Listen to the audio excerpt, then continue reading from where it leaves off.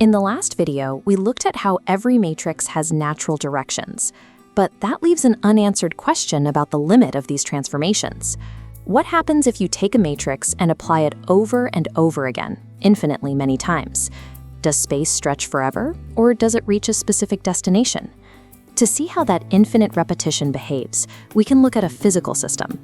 Imagine a simplified weather model predicting tomorrow's forecast. Look at this state diagram. We have two possible conditions, sunny or rainy. If today is sunny, there is an 80% chance tomorrow stays sunny and a 20% chance it rains. If today is rainy, there is a 40% chance of sun tomorrow and a 60% chance of more rain. Notice a constraint here. Tomorrow's forecast relies exclusively on the weather today. What happened last week or last month does not factor in. This rule, where the future depends only on the present, is called the Markov property. We can organize these probabilities into a transition matrix. Each row represents today's state, and each column dictates tomorrow's state. If you look closely, every horizontal row sums to exactly 1, meaning from any given state, there is a 100% certainty you end up somewhere in the system. Defining this matrix allows us to package the rules governing a dynamic system into a single mathematical object.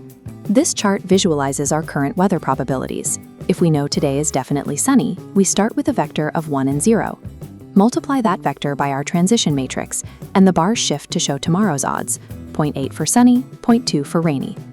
Now watch the numbers as we apply the exact same matrix again to find the weather for the day after tomorrow, and then again for the day after that.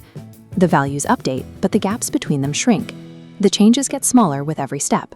Think about how this trajectory would look if we started on the opposite side of the spectrum. What if today was 100% rainy instead?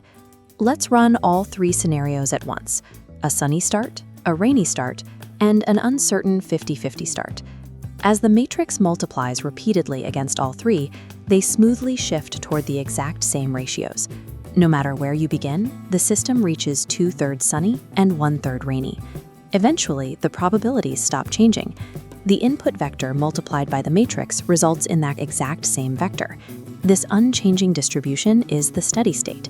Because of this convergence, the long-term reality of a Markov chain is dictated by its structural rules. The system eventually ignores how it originally started. Look at the steady state equation. Multiplying a vector by 1 results in that same vector. This means the steady state vector is unchanged by the transformation, which is the definition of an eigenvector with an eigenvalue of 1. This coordinate space shows the steady state vector in teal, alongside the matrice's other eigenvector in dark gray. If the steady state survives intact, what happens to every other natural direction during this infinite repetition? In a Markov transition matrix, all other eigenvalues have a magnitude strictly less than 1. As you multiply the matrix over and over, components pointing in those other directions get multiplied by a fraction. You are shrinking those directions until they disappear. Applying a matrix an infinite number of times acts as a structural filter. It removes the transient noise, leaving only the stable geometry of the eigenvector with an eigenvalue of 1. We can scale this to the internet. Treat web pages as states, and a random surfer navigating links as a Markov chain. The steady state reveals the probability of landing on a specific page. Pages linked by popular pages get a higher probability. That is PageRank. Larry Page and Sergey Brin built Google's search engine on this exact framework.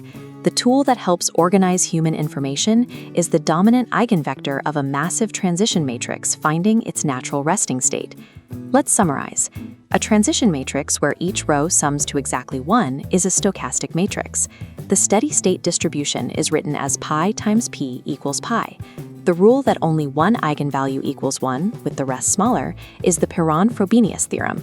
These rules apply across many systems, from predicting population genetics to calculating the long-run probabilities of landing on a specific square in Monopoly. Applying a transformation endlessly does not break the equation. It forces the system to strip away its starting conditions and settle into its inherent geometry. It reveals the exact mathematical destination the matrix was always reaching for.